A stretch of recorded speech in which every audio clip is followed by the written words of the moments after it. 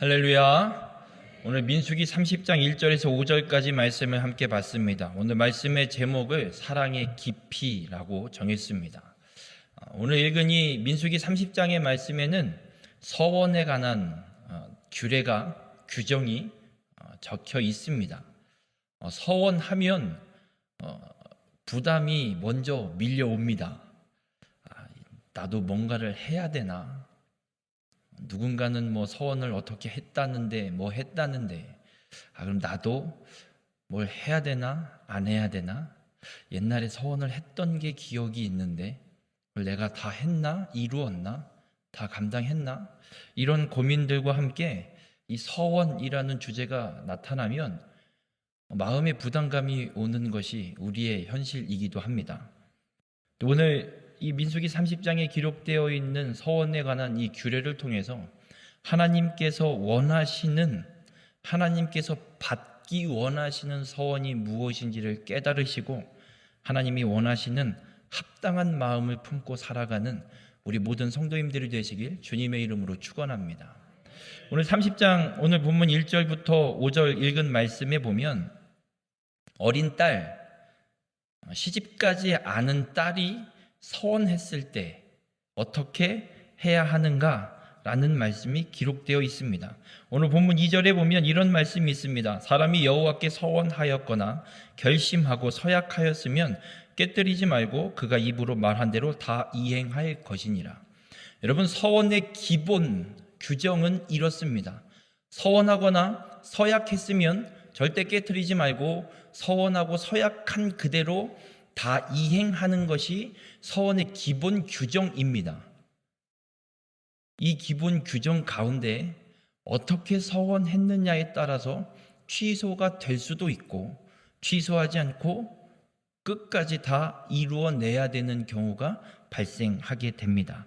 우리 모든 성도님들 서원을 했다면 깨트리지 말고 끝까지 그 서원을 다 이행하는 믿음의 삶이 되시길 주님의 이름으로 간절히 부탁을 드립니다. 오늘 읽은 본문에는 어린 딸, 시집가지 않은 어린 딸, 아직 시집가지 않아서 독립하지 않은 딸에 대한 서원의 이야기를 하고 있습니다. 그리고 결혼했을 때 아내가 된 여인이 서원했을 때 어떻게 해야 되는가? 왜 여자에 대한 서원만 이야기를 하느냐 의문이 드실 수 있습니다. 여러분, 여성에게는 하나님을 위한 성막을 위한 일을 할 수 있는 기회가 절대 주어지지 않았습니다. 이스라엘 족속 가운데 성막에서 일할 수 있는 사람은 레위 지파 사람들밖에 없었습니다. 그래서 남자들도 성막에서 하나님의 성전을 위한 일을 행할 수 없었습니다. 아무나 할 수 없었습니다. 그래서 성막에서 성전에서 어떤 일들을 봉사하고 헌신하고 싶다 그러면 남자들도 서원을 하고 그 서원을 따라서 준비하고 그 서원을 이행하는 일로 성막에 가서 일을 하게 되었었습니다. 그리고 여성에게는 특별히 더 여자들에게는 성막에서 일하는 것뿐만 아니라 어떤 자리나 어떤 하나님의 이 공동체를 위한 일을 할 수 있는 권한과 부여된 일 자체가 없었습니다. 그래서 여성들이 어떤 공동체를 위해서 또 이 이스라엘 민족을 위해서 또 하나님을 위해서 무슨 일을 하려면 서원을 하고 그 서원을 이행하기 위해 행하게 되는 허락이 있을 때 이 일들을 감당할 수 있었습니다. 그래서 오늘 민수기 30장에는 특별히 이 여자들에 관해서 서원을 어떻게 이행하는지에 대한 규정으로 기록해 놓고 있는 이유가 여기에 있습니다. 그래서 이 시집가지 않은 어린 딸, 그리고 결혼했을 때 여자가 서원을 했을 때 서원을 어떻게 이행할 수 있느냐면 어린 딸은 아버지한테 가서 서원한 내용을 이야기해야 됩니다. 아버지, 내가 오늘 교회 가서 이렇게 서원하고 왔습니다. 이 서원을 이행해도 되죠? 라고 물었을 때 아버지가 아무 대답도 안 하고 침묵하고 그냥 가만히 있으면 침묵은 암묵적 동의입니다. 그래서 성경에서도 딸의 서원의 이야기를 듣고 아버지가 아무 말 없이 조용히 가만히 있다, 듣고 가만히 있다, 그러면 서원을 이행하고 그 서원, 딸의 서원의 이야기를 들었을 때 아버지가 안 돼. 왜 네 마음대로 해? 하지 마. 라고 하면 그의 아버지가 허락하지 아니하였은즉 여호와께서 그 서원을 사하신다. 취소시켜 주신다 말씀합니다. 또 결혼한 여인이 아내가 된 사람이 남편이 있는 여인이 서원을 했습니다. 그래서 집에 가서 또 남편한테 이야기합니다. 여보 내가 오늘 교회 가서 이렇게 서원하고 왔어. 남편 역시 그 서원 이야기를 듣고 침묵하고 있으면 동의가 된 겁니다. 그럼 서약을 이행해야 합니다. 그런데 남편이 듣고 이렇게 이야기하면 이 옆편 내가 정신이 나간다. 누구 맘대로 안 돼! 이러면 민수기 30장 9절에도 똑같이 기록합니다. 여호와께서 서약은 무효가 될 것이니 여호와께서 그 여자를 사하시리라. 어린 딸이나 시집간 여자, 남편이 있는 여인이 서원을 하거나 서약을 했을 때 아버지 혹은 남편 이들이 허락을 하지 않으면 그 여인들이 한 서원은 무효, 취소가 됩니다. 그래서 지키지 않아도 됩니다. 왜 딸의 아버지, 왜 아내의 남편의 허락이 있어야만 가능할까? 왜? 오빠도 있고 남동생도 있고 뭐 이런 또 다른 가족 관계들이 분명히 있을 텐데 왜 하나님께서는 아버지와 남편의 이야기를 할까? 여러분 성경에 이런 말씀이 분명히 기록되어 있습니다. 여러분 그 가정의 머리는 남편이고 아버지가 그 가정의 머리입니다. 교회의 머리는 누군 줄 아십니까? 교회의 머리는 누구예요? 목사님이 아니에요. 그리스도입니다. 가정의 머리는 아버지, 가장, 이 가정의 머리입니다. 그래서 아버지 되시는 분들은 집에 가셔서 자녀들의 머리에 오른손을 얹으시고 축복기도 많이 해주십시오. 그리고 신앙생활, 믿음생활, 예배생활 열심히 하십시오. 그러면 그 복이 아버지를 통해서 그 가정의 머리를 통해서 그 가정에 놀라운 축복이 임하게 됩니다. 믿고 집에 가서 자녀에게 기도해 주시는 분은 놀라운 축복을 받으실 것이고 못 믿고 안 하시는 분은 그 축복을 못 받으실 겁니다. 오늘 이 여인의 서원을 아버지나 남편에게 가서 허락을 받아야 되는 이유가 여기에 있습니다. 그 가정의 머리가 아버지이기 때문에. 그래서 그 아버지가 안 돼, 너 그 서약 안 돼, 하지 마, 이러면 취소가 됩니다. 여러분 이 주님의 말씀은 이런 취소할 수 있는 방법이 있으니 서원을 했다 부담스러우면 아버지나 남편한테 가서 빨리 취소해줘 이러라고 세워놓으신 규정이 아닙니다. 한 여인이 남편에게 가서 이 서약을 이야기할 때 아까 읽어드렸던 민수기 30장 9절 앞절 부분의 앞쪽에는 어떤 이야기가 있냐면 이렇게 기록되어 있습니다. 경솔하게 입술로 말한 서약은 무효가 될 것이니 여호와께서 그 여자를 사하시리라. 여러분 서원을 언제 많이 하십니까? 네? 언제 서약을 언제 많이 하시는 것 같으십니까? 가장 대표적인 게 여름 수련회.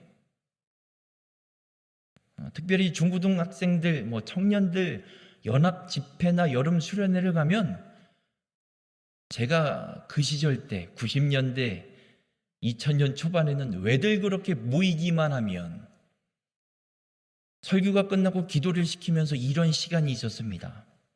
선교사로 서원하시는 분 손 드십시오. 어떤 사역자로 쓰임받기를 결단하시는 분 손 드십시오. 그리고 그렇게 서원을 시키고 기도를 시킵니다. 그러면 놀랍게도 그 연합 집회 한 5,000명씩 모여 있으면 근 한 2,000명이 손 들고 기도합니다. 그 2,000명, 그 수많은 사람들이 지금 다 어디가 있을까요?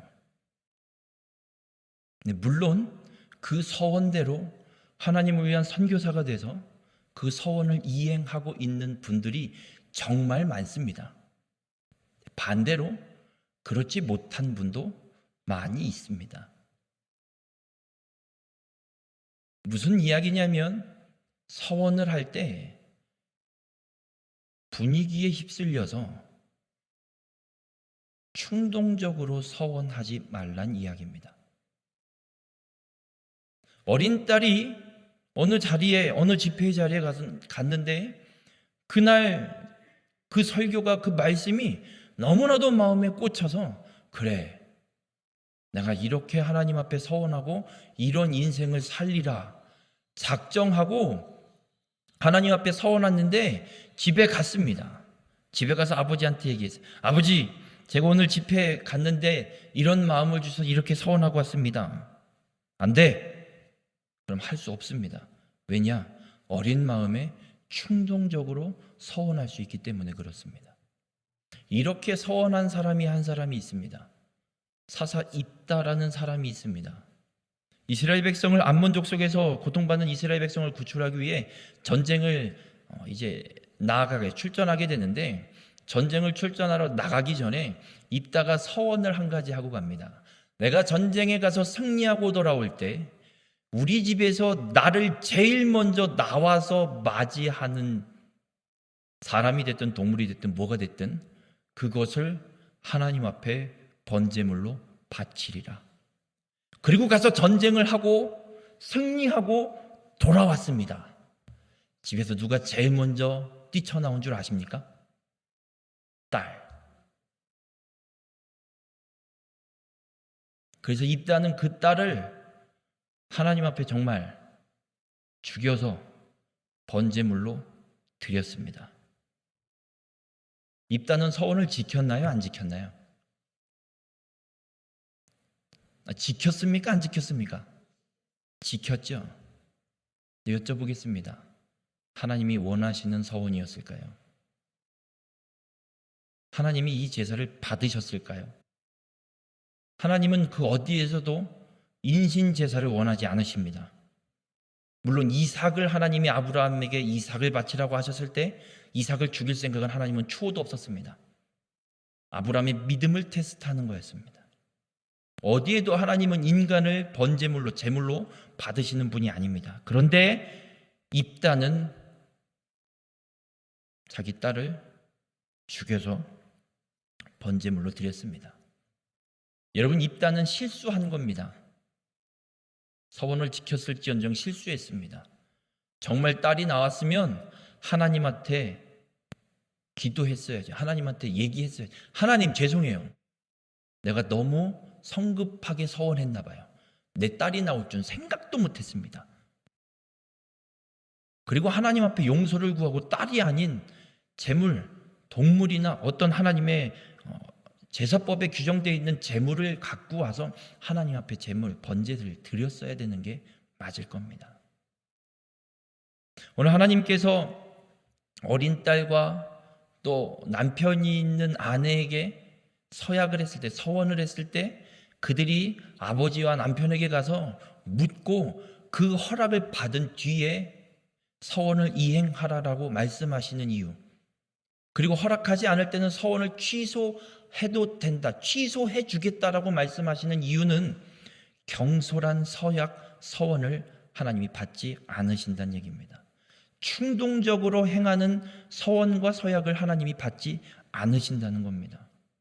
그럼 우리가 하나님 앞에 드릴 서원, 하나님이 받길 원하시는 서원은 우리의 온 마음을 다해 드리는 서원을 하나님은 받길 원하신다는 겁니다. 괜히 분위기에 취해서 충동적으로 서원하는 것이 아니라 나의 온 마음을 다해서 주님께 드리길 하나님은 원하신다는 겁니다. 우리 모든 성도님들의 삶이 그저 분위기에 휩쓸려서 안 하면 안 될 것 같아서 상황이 어쩔 수 없어서 하나님 앞에 드리는 자가 아니라, 오늘 주님이 우리에게 말씀하고 있는 것처럼 경솔한 서약이 아니라 충동적인 서원이 아니라 우리의 온 마음을 다해 주님 앞에 드리는 믿음의 삶이 되시길 주님의 이름으로 축원합니다. 오늘 이 민수기 30장 13절에 또 이런 말씀이 있습니다. 모든 서원과 마음을 자제하기로 한 모든 서약은 그의 남편이 그것을 지키게도 할 수 있고 무효하게도 할 수 있으니, 똑같은 말씀을 또 하고 있습니다. 아내된 분들은, 남편이 있는 아내들은 서원과 서약을 혼자 결정하면 안 됩니다.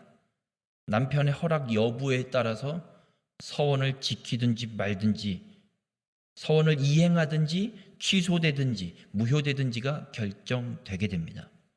이 말씀은 아내는 남편과 함께 상의해서 결정하라는 말입니다. 그럼 남편이 없는 경우는 어떻게 할까요? 이혼했거나 사별했거나, 그럼 이분들은 어떻게 해야 돼요? 가서 물을 데도 없는데 그냥 혼자. 성경은 기록합니다. 이혼했거나 사별해서 남편이 없는 여인은 서원한 거 서약한 거 그대로 이행하라고 성경은 기록합니다. 그런데 성급하게 결정하시면 안 됩니다. 영적인 어른을 찾아가서 상의하십시오. 네, 이런 마음을 주셨는데 이 마음이 하나님이 원하시는 마음인지, 하나님이 받길 원하시는 서약인지 가서 물으십시오. 묻고, 영적인 어른에게 묻고 상의하고 그리고 서약하셔도 늦지 않습니다. 영적인 어른은 멀리서 찾지 마십시오. 가까이에 있는 목회자입니다. 물으십시오. 이런 마음을 내게 주시는데 내가 이 서원을 해도 되겠습니까? 우리 모든 성도님들, 서원은 쉽게 결정하지 마십시오. 하나님 앞에 간절히 기도하고 깊이 고민하고 영적인 어른에게 가서 상의하고 그리고 서원을 결정해도 늦지 않습니다. 서원이 그렇게 가벼운 것이 아니기 때문에 그렇습니다. 헌신이라는 것, 서원이라는 것 별 대수롭지 않게 생각하시면 안 됩니다. 여러분, 서원은 두 가지가 있습니다. 하나는 일정 기간을 정하고 하나님 앞에 드리는 서원이 있고, 또 다른 하나는 나의 남은 인생 전체를 다 하나님 앞에 드리는 서원이 있습니다. 서원은 이렇게 두 가지가 있습니다. 여쭤보겠습니다. 여러분의 인생, 남은 인생을 하나님 앞에 온전히 다 드리는 게 쉽겠습니까? 어렵겠습니까? 잘 모르시겠어요? 내 인생이 얼마나 남았는지 몰라서. 그럼 일정 기간을 한번 생각해 보겠습니다. 여러분, 3일 금식 하실만 하시겠습니까? 3일 금식을 안 해보셔서 잘 모르시겠습니까? 3일 금식도 쉽지 않습니다.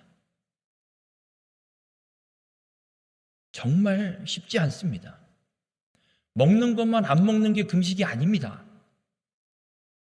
내 육체의 만족과 쾌락과 즐거움을 다 접고 그 3일 동안 내 육신을 긴장시키고 하나님 앞에 가서 하나님께 더 깊이 기도하고 주의 말씀을 더 가까이 하고 주님께로 더 내 인생의 많은 시간들을 내어드리는 게 금식입니다. 3일 금식 쉽지 않습니다. 그럼 여쭤보겠습니다. 서원이라는 것이 쉬운 것 같으십니까? 어려운 것 같으십니까? 쉽지 않습니다. 성경에는 자신의 인생 전부를 하나님께 서원해서 드린 사람이 있습니다. 바울이라는 사람입니다. 이분은 예수 믿는 사람을 잡아 죽이던 사람이에요. 어느 날 예수 믿는 사람 잡아 죽이려고 다메섹을 가는데 갑자기 하늘에서 무슨 소리가 들려요. 사울아, 사울아, 네가 어찌하여 나를 박해하느냐. 그 음성이 들리고 빛이 비춰지는 그 상황에 이 음성을 들은 사울이 누구세요? 네가 박해하는 예수다. 그 주님을 그 길에서 만나고 사울은 이 인생을 완전히 다, 남은 인생 전부를 다 하나님을 위해 서원하고 드립니다. 예수님을 만나고 나서부터는 이 사람의 인생이 완전히 바뀌었습니다. 예수 믿는 사람 잡아 죽이던 사람이 이제는 가서 잡아 죽이는 게 아니라 잡는 건 둘째치고 예수를 믿으라고 떠들고 다니고 있습니다. 여러분, 서원은 그렇게 인생이 완전히 뒤바뀝니다. 3일간의 금식을 서원한다면 3일간 내 인생의 모든 삶의 모습이 바뀌어야 됩니다. 어떻게 바뀌어야 되냐? 내가 보고 싶었던 TV, 드라마, 내가 재미있어 했던 모든 여가, 취미생활 이런 거 다 했다면, 서원하고 금식한다면 그 모든 걸 다 금하고 온전히 하나님께로만 집중하는 시간. 여러분, 서원은 그렇습니다.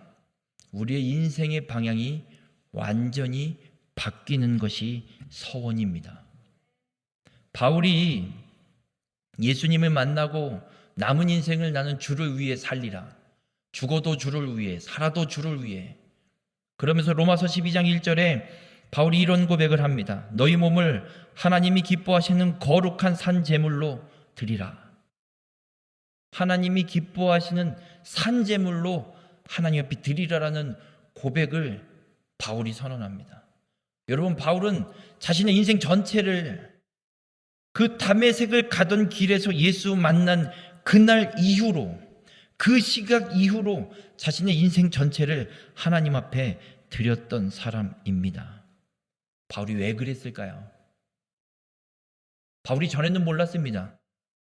예수는 그냥 우리 유대인들을 흩어버리는 나쁜 사람으로만 생각했습니다. 예수가 십자가에서 죽으신 의미가 무엇인지를 몰랐습니다. 예수가 십자가에서 죽어서 성취된 일이 무엇인지 바울은 몰랐습니다. 그저 유대교의 해악, 유대교에 도움이 안 되는 그런 선동 분자. 그래서 예수 믿는 사람들은 다 사라져야 돼. 유대교가 지켜지고 이 하나님의 백성들이 끝까지 이 세상 끝날까지 지켜지려면 예수 믿는 것들은 다 없어져야 되는, 그렇게 살던 바울입니다. 그랬던 그가 인생이 바뀐 이유는 하나입니다. 주를 위해 자신의 남은 인생을 다 드린 이유는 하나입니다. 예수님을 만나고 나니까 3일 동안 금식하면서 다메섹에 가서 앞도 못 보고 3일 동안 고꾸라져서 주님의 놀라우신 그 복음의 역사를 바울은 깨닫게 됐을 겁니다.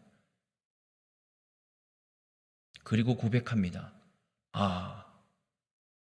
예수님이 십자가의 죽으심으로 성취하신 이 놀라운 은혜가 내 이까지 인생 하나 드리는 거는 비교도 안 되는, 비교할 가치도 없는, 그래서 서원합니다. 그래, 내 남은 인생 주를 위해 살자. 바울은 겪었습니다. 예수님의 사랑이 얼마나 크고 무거운지, 내 인생을 드리는 것과는 비교할 수 없을 만큼 무겁고 크고 깊은 사랑인 걸 바울은 깨달았기에 아낌없이 자신의 인생을 주님 앞에 드릴 수 있었던 겁니다. 여러분, 서원은 그렇습니다. 우리의 인생이 주를 위한 인생으로 바뀌는 것이 서원입니다. 바라기는 우리 모든 성도님들의 삶에 인생의 방향이 바뀌는 축복이 있기를 주님의 이름으로 축원합니다. 우리의 인생의 방향이 완전히 주님께로 향하는 축복의 삶이 되시길, 그런 믿음의 서원이 일어나길 주님의 이름으로 축원합니다. 또 서원을 한 사람이 또 있습니다. 여인입니다. 한나라는 여인입니다. 아이가 생기지 않습니다. 아이를 못 낳고 있습니다. 그래서 남편 엘가나가 분인나라는 첩을 데려옵니다. 근데 그 첩이 또 애를 낳습니다. 낳았으면 좀 가만히 좀 있지. 속을 맨날 와서 뒤집어 엎어놓습니다. 얼마나 속이 뒤집어졌으면 하나님 앞에 가서 울면서 토로합니다. 왜 나는 애가 없냐고 하나님. 그러면서 이런 서원을 합니다. 주의 여종에게 아들을 주시면 내가 그의 평생의 그를 여호와께 드리고 삭도를 그의 머리에 대지 아니하겠나이다. 여러분, 평생의 그를 여호와께 드리고 삭도를 대지 않겠다는 얘기는 서원했다는 얘기입니다. 서원의 규정에 그 규정들이 있어요. 서원 기간 동안 머리를 깎으면 안 되고요. 서원 기간 동안 해야 되는 규정들이 있어요. 한나가 이야기하고 있는 건 아들을 주시면 그 아들의 머리에 삭도를 대지 않겠다는 건 하나님께 드리겠습니다. 이 아들의 인생을 하나님께 드리겠습니다. 아직 임신 안 했고요. 임신 가능성조차도 없습니다. 그런데 한나는 임신도 안 된 아들을 하나님 앞에 서원하고 있습니다. 우리 한국 교회에 이런 어머니들이 정말 많습니다. 이 아들은 무슨 죄죠? 난 서원한 적이 없는데. 아니, 내가 태어나기도 전에 엄마가 서원을 해놓고 너는 이 길을 가야 하느니라. 그런데 한나의 이 서원, 집으로 돌아와서 엘가나의 남편에게 이야기했을 때 남편이 안 돼. 이러면 오늘 규정에 의거해서 취소됩니다. 가능합니다. 그런데 엘가나가 안 된다고 하지 않은 것 같아요. 성경엔 기록이 안 돼 있으니까요. 그래서 서원이 됐습니다. 그리고 한나에게 결국 아들이 태어나고 한나는 그대로 아들을 성전에 데리고 와, 젖대고 성전에 데리고 와 놓고 갑니다. 그리고 결국 이 아들이 이스라엘의 한 획을 긋는 영적 지도자인 사무엘이 되는 걸 보게 됩니다. 이 아들은 무슨 억울함일까요? 얘가 뭘 잘못했다고? 제가 같이 살고 있는 한 여인도 그런 억울함을 당한 사람입니다. 첫째거든요. 태어났는데 어머니가 이렇게 서원했답니다. 사역을 하든지 목회자가 되든지 아니면 뭐 음악 목회자가 되든지 아무튼 뭐 그쪽의 사역의 길로 쓰임 받기를 서원하셨답니다. 뭐 깐난이가 뭘 알아요? 엄마가 그랬다니까 나중에 얘기 들어서 아는 거죠. 그런데 사귄다고 남자친구가 생겼다고 하는 놈이 사역자도 아니고 신학생도 아니고 토목과 학생이었습니다. 별로 탐탁해 하지 않으셨습니다. 아니, 탐탁한 게 아니고 반대하셨죠.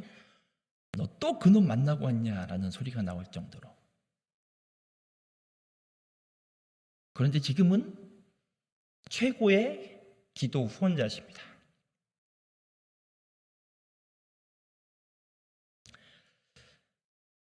저희 집도 부모님이 목사님과의 어떤 사건들이 있어서 제 목사님 딸과 사귄다니까 우리 어머니가 하는 말, 야, 세상에 여자가 그렇게 높냐?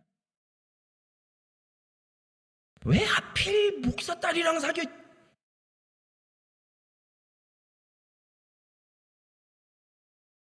저도 뭐 목회를 할 생각이 전혀 없었습니다.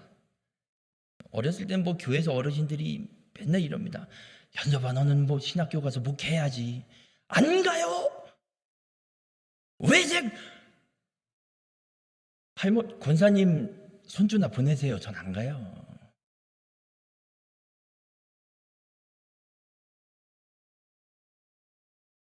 그런데 지금 이 자리에 서 있습니다.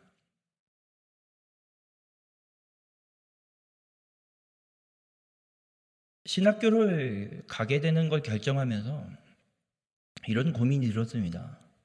내가 가도 되나? 전 토목과생이라 이과생입니다. 책 읽는 거 되게 싫어하고요. 특별히 암기는 쥐약입니다. 외우는 거 정말 못 외웁니다.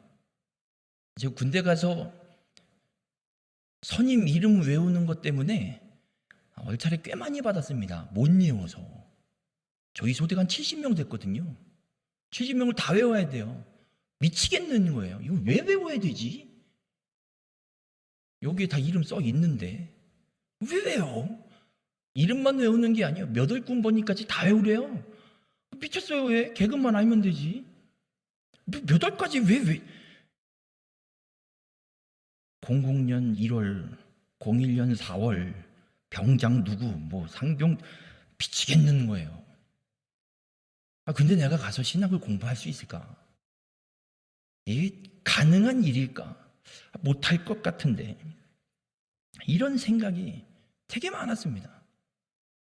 그래서 대학원을 가서 공부를 하는 중에도 수업을 듣는데 뭐 기독론 뭐 이런 수업을 듣는데 이런 이 삼위일체에 대한 이 역사에 있었던 이론들이 몇 가지를 공부를 하는데요. 이런 이론도 있다가 2단으로 정제됐고, 이런 이론도 있었는데 이것도 2단으로 정제됐고, 이런 이론도 있었는데 이것도 2단으로 정제됐어요. 끝. 저는 이과생이잖아요. 1 더하기 1은 2. 딱 떨어져야 되거든요. 그래서 어떻다는 건가? 그래서 결론이 뭐냐고요? 결론이 없습니다. 이런 게 있었습니다. 끝이에요. 그래서 결론이 뭐냐고요? 미치겠는 겁니다. 이 공부를 계속 해야 되나?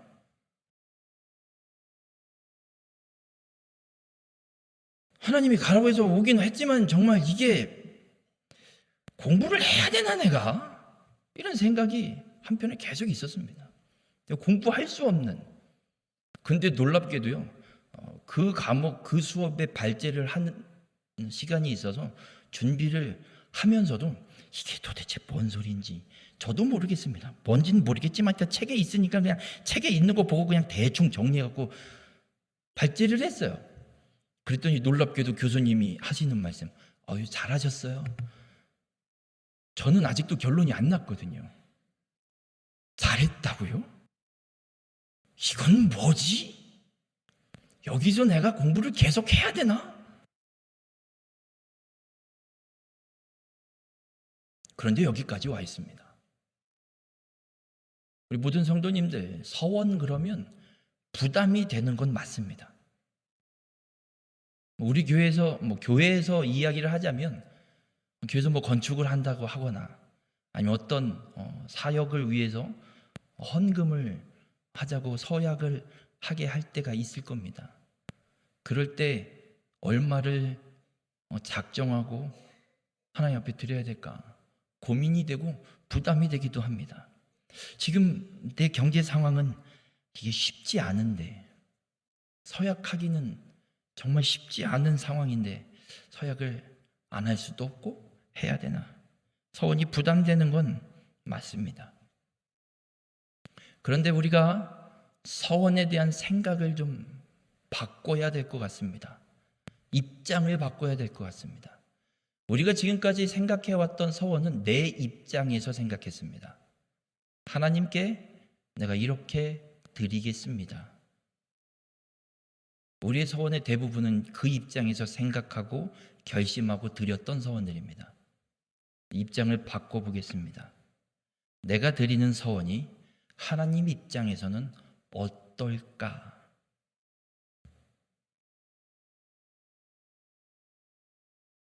어린 자녀가 부모에게 나중에 내가 커서 엄마 아빠한테 이렇게 해드릴게요. 자, 아이의 입장에서 보면 지 나름대로 심각하게 고민해보고 결정하고 부모님한테 얘기하는 거예요. 부모님을 위해서 내가 해드릴 수 있는 거. 부모님 입장에서 생각해 보겠습니다. 어떤 생각이 드세요? 어린 자녀가, 본 어린 손주가 엄마, 아빠, 할머니, 할아버지 나중에 이렇게 호황시켜 드릴게요. 그 소리를 들으면 어떠십니까? 귀여우시죠? 에이, 네가 뭐 너나 잘 먹고 잘 살게 잘 커라. 일단 너나 잘 좀 크고 보자. 여러분, 부모의 사랑에 그 어린 자녀의 그 소원이 비교가 되겠습니까? 비교가 되지 않습니다.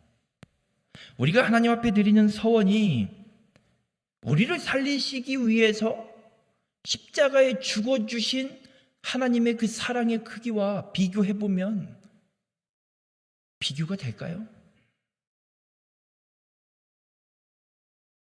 서원이 왜 부담되냐면 하나님 입장은 생각도 안 하고 내 입장에만 생각하니까 내가 이거를 아까운데 대출금도 갚아야 되는데 하나밖에 없는 귀한 내 자식인데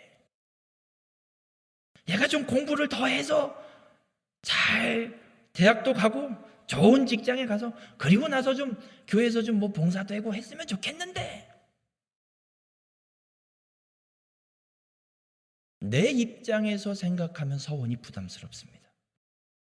반대로 하나님 입장에서 생각해 보면 우리가 결심하는 서원은요, 하나님의 사랑과 비교할 수 없습니다.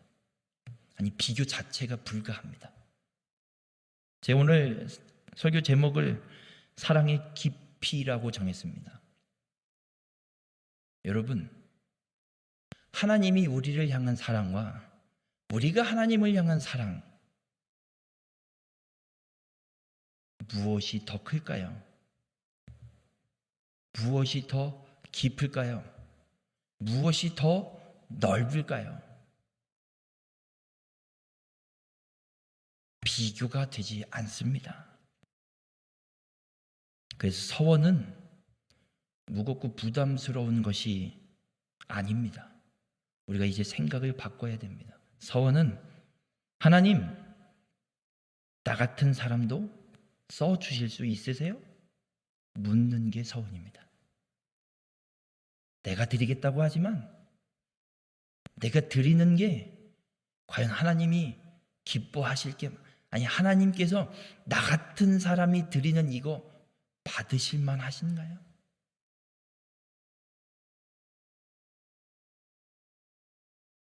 제 신학을 결정하기 전까지의 제 인생도요, 별 볼 일 없습니다. 어디에서도 목회할 만한 요소가 어디에도 보이지 않아요. 그래서 지금 제가 제일 후회라면 후회되는 게 뭐냐면 그 젊은 시절, 어린 시절에 왜 기도하지 않고 성경도 보지 않고 내 멋대로 살았을까? 그리고 주변에 왜 누구도 나한테 기도하라는 사람도 없고 성경 봐야 된다는 사람도 없고 예수 똑바로 믿으라고 말해준 사람이 없었을까?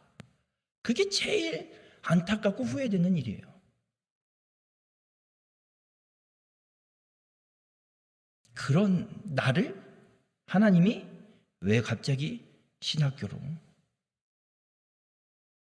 서원은 그렇습니다. 하나님, 나 같은 사람도 써 주실 수 있으십니까? 묻는 겁니다.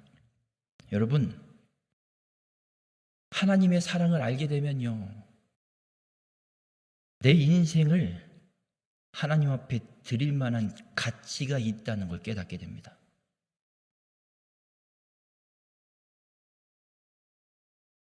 하나님의 사랑을 온전히 알지 못하면 하나님 앞에 내 인생 혹은 내가 갖고 있는 일부를 드리는 게 그렇게 아깝습니다. 못 드리겠습니다. 아까워서.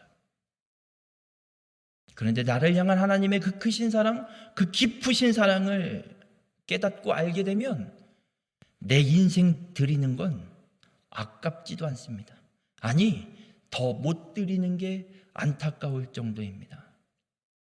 우리 모든 성도님들 서원하시기 바랍니다. 우리의 교회에 새벽에 나와서 기도하시는 성도님들이 많이 계십니다. 낮에도 성전에 조용히 혼자 올라오셔서 1시간, 2시간, 3시간씩 기도하고 계시는 성도님들도 여러 분 계십니다. 생활이 여의치 않아서 어쩔 수 없이 이름도 없이 조용히 내가 있는 그곳에서 또 중보하고 있는 성도님들도, 기도에 헌신하는 성도님들도 많이 있습니다. 또 힘들고 어려운 경제 생활 때문에 치열하게 살아야 돼서 주일도 일하지 않으면 정말 파탄나게 생겨서 어떻게든 주일 예배 잠깐 한 40분 50분이라도 예배당에 들려서 예배드리고 힘겹게 살아가고 있는 분들도 계십니다. 힘겹게 어렵게 내 생활도 넉넉지 않은데 어렵게 번 돈을 하나님의 사역을 위해서, 선교를 위해서 헌금하시고, 또 목회자를 섬기시겠다고 또 식사를 대접하시기도 하시고, 여러 모양으로 그 적지만 정성을 다해 헌신하는 분들도 계십니다. 이 모든 분들은 다 주를 위해 헌신하시는 분들입니다. 여러분의 신앙생활을 안심해도 된다라고 이야기하는 게 아닙니다. 나 주일 예배 잘 드리니까 그럼 나도 헌신하는 사람인가 보다, 이렇게 안심하라고 말씀드리는 게 아닙니다. 영적인 게으름을 인정하는 말이 아닙니다. 소원을 부담스러워하지 마십시오. 하나님의 그 크신 사랑, 그 깊으신 사랑을 깨닫고 그 하나님 앞에 내가 할 수 있는 작은 그 하나라도 하나님 앞에 드릴 수 있는 자들이 되길 주님의 이름으로 간절히 부탁을 드립니다. 여러분, 서원은 그렇습니다. 하나님의 사랑을 생각하는 것이 서원입니다. 내 이 부족한 나의 이 헌신, 이 부족한 나의 작은 이 헌신, 하나님 받아주실 수 있으십니까?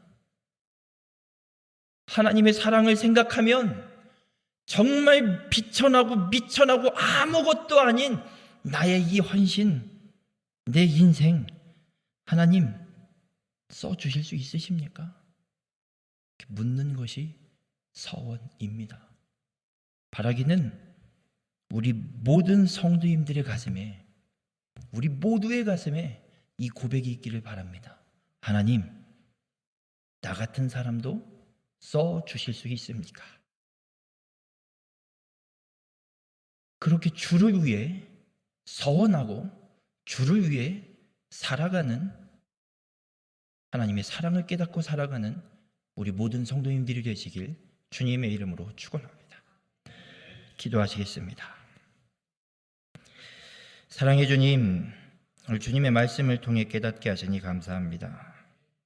우리를 향하신 하나님의 그 크신 사랑, 우리는 가늠할 수도 없습니다. 우리가 그 사랑을 온전히 깨달아 알게 하여 주시옵소서. 그래서 오늘 주님의 말씀처럼 충동과 경솔로 하나님 앞에 나오는 자가 아니라 주의 사랑을 깨닫고 우리를 향하신 하나님의 그 크신 사랑에 감사함으로 헌신하고 서원하며 나가는 귀한 믿음의 삶이 될 수 있도록 우리 가운데 함께하여 주시옵소서. 우리는 부족합니다. 연약합니다. 아무것도 아닙니다.